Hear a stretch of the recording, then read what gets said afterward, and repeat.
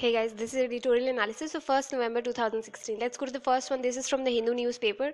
It's on the entire issue of how we have been dealing with the problem of refugees coming in from different corners of our neighborhood, and the problem that we don't have a uniform asylum and refugee law in India.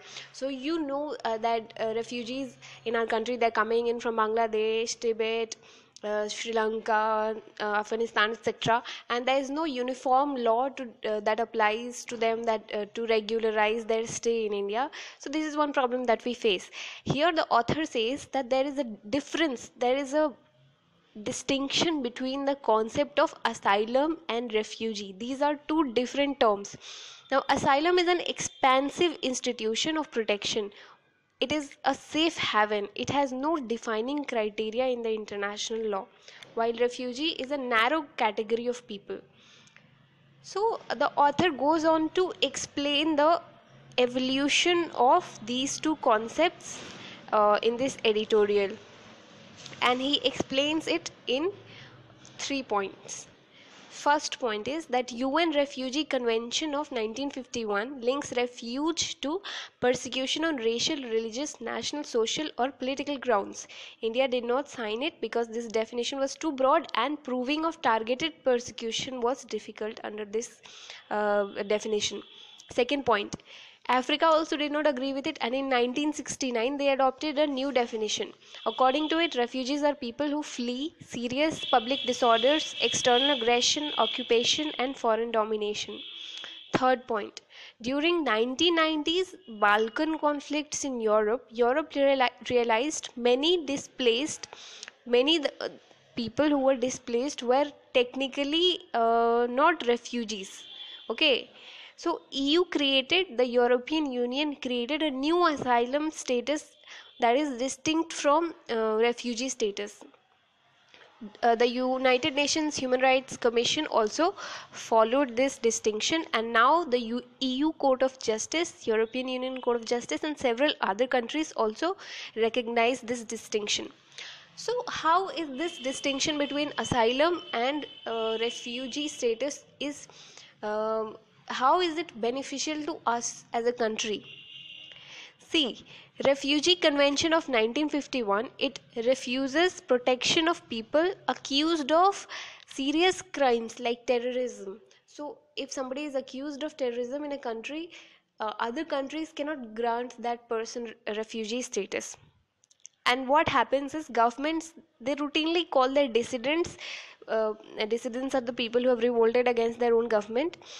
Governments usually call their dissidents terrorists so that they will not get refugee status in other country.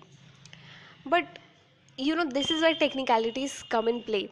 Asylum is not defined. Refugee status may be defined, but asylum is not defined. It is undefined in international law, and it can be interpreted in multiple forms. And this is how it could be beneficial to us. Now I'll come back to the reason of it. Baluchistani leader Brahmdag Bukti, he has requested for an asylum in India. Okay, and that is what has prompted this entire debate. So we can grant him a political asylum, maybe not a refugee status because he's ineligible for that, but we can grant him a political asylum. And the author goes on to give certain examples. For example, in the Latin American countries amongst themselves and the African countries amongst themselves, they have recognized each other's sovereignty to grant asylums to dissidents. Also, other examples are Julian Assange has taken political asylum in the Ecuadorian embassy in the United Kingdom and he hasn't come out ever since. Dalai Lama, since 1959, he has been staying as an honored guest, not as a refugee. He has been staying as an honored guest in India. So the conclusion is that we should keep asylum for political reasons and the refuge for humanitarian grounds. It will regularize their stay in India and guarantee them essential freedoms. So that is on that entire issue. Let's move on to the second editorial. This is from the Hindu newspaper again. It is this editorial was particularly tiring. It was not comprehensive at all, and it just went on and on about some lame things.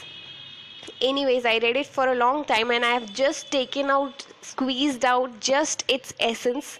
It basically is talking about our growing importance as a regional power. So we'll discuss this editorial in 5 points. First point is that we have donated to Afghanistan 3 Indian-built transport helicopters in addition to several attack helicopters.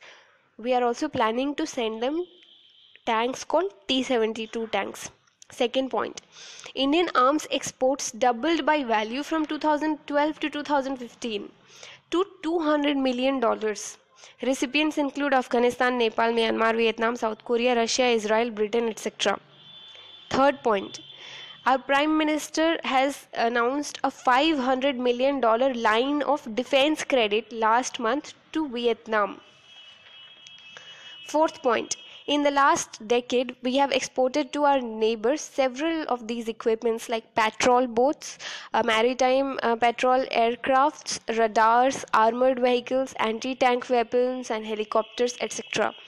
Fifth point, also there is a news of exports of BrahMos and Tejas to our neighboring countries and some other countries.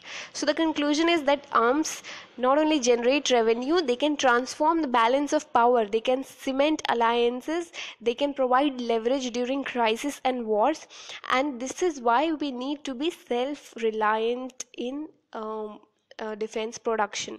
And in this regard, this is how we are moving.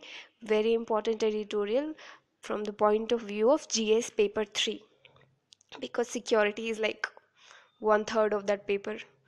So let's move on to the third editorial, a rather small editorial but important one, I thought.